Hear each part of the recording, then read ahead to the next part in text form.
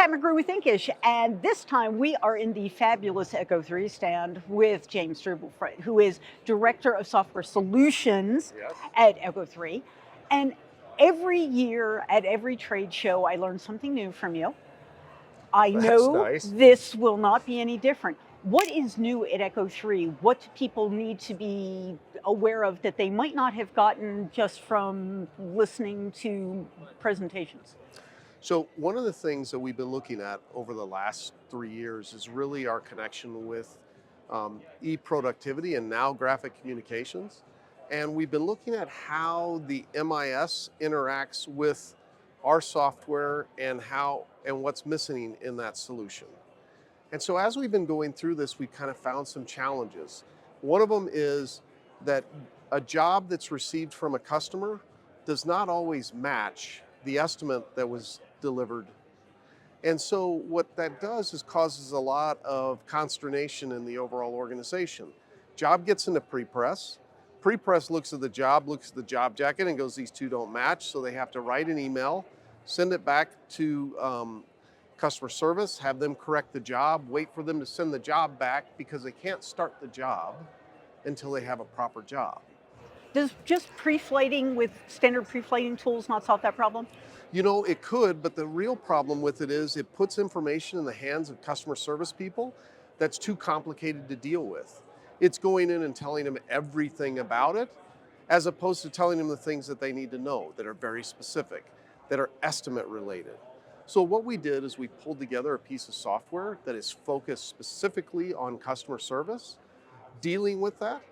And what we found is that it has radically saved people time. So I'm going to give you an example. I've got a customer in Michigan that, matter of fact, we're going to talk to tomorrow. And that customer went in and told me about this problem. We put the solution in place and they went from an average of 34 minutes per job bouncing back and forth To zero.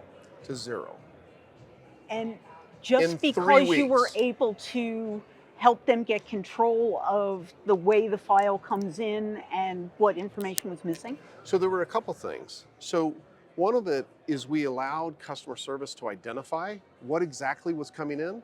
So the job didn't have to go to pre-press. Customer service was just able to look at it, identify all the key points they needed to see, and verify that it matched the job. And if it didn't, they dealt with it at that point. They called up the customer, they handled it, send a new quote to the customer, whatever needs to be the case. So then we've actually gone a little bit further. So now when we integrate in with Pace or with iQuote or with Thurston, we now that integration pushes over a job to Apogee. We send over a link to the customer to upload their files. When they upload their files, it's pre-flighted to the job. So now the software identifies, hey, wait a minute, this isn't working, and routes it over to customer service so the customer service can call the customer. So we've eliminated a lot of those ongoing, hey, I've got to go look at this kind of a thing. So we know that customer service often has the reputation in a print shop of being the heroes, right? They're called on to be, the super people with the cape constantly. Right. It sounds like what you're able to do is give them more of their time back in their day because you're giving them tools to help them be more efficient. You know, that's exactly what's happening. You know, when they first look at the project, they're like, man, you're putting all this work onto me. And then about 2 weeks later, they come back and they're like, oh, wait a minute, I don't have all this back and forth. I'm not waiting for an email to come back from pre-press. I don't have to write an email to pre-press. So this massive amount of work has gone away. Is this all baked into the new release of Apogee you just pushed? It is if you have our web-based proofing tools, it is. Okay. What are the other things that the Apogee environment can help someone do better?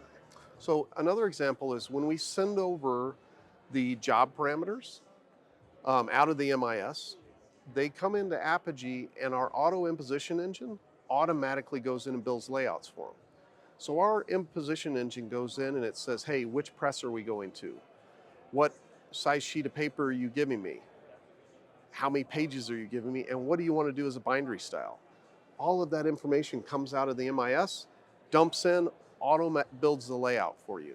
So it's just super fast. There's no challenge there. Do you, if I'm a print provider, whether I'm in the converting side or I'm in the printing side, how much time does it take me to set up this new environment to make it so slick? Well, that's a great question. Where I thought you were going, and I'll answer that first and then come back, was how long did it used to take to do those layouts? That used to be about 10, 11 minutes per job, and now it's zero.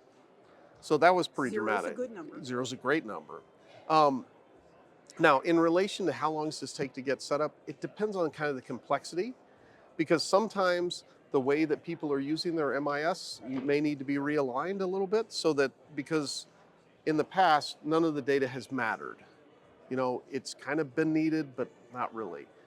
But now everything that's coming out of the MIS is actually being used in my system. So we've had to align some of that, but that's not usually a big thing. Something we can get through. The connectivity happens very quickly. Two systems are connected. And like I was talking about with that e-preflight, we can go in, connect the two systems, and immediately get that going in less than 8 hours. Wow. Now, on the imposition stuff, that takes a little bit more to make sure we've got things lined out, but the two systems are very quickly joining together. So, how are you finding your partnership with the new graphic communications entity and the new EPS entity? Um, you know, it seems a lot like what it was before. We find problems that we need to work through, and we work through them.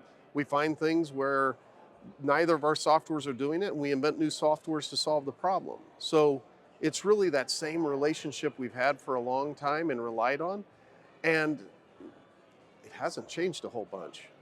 Which is good news. That's great news. James, thanks so much for sharing your magic bullet here with solving problems. You're welcome. Hope you have a great show. It was great to see you again. Great to see you.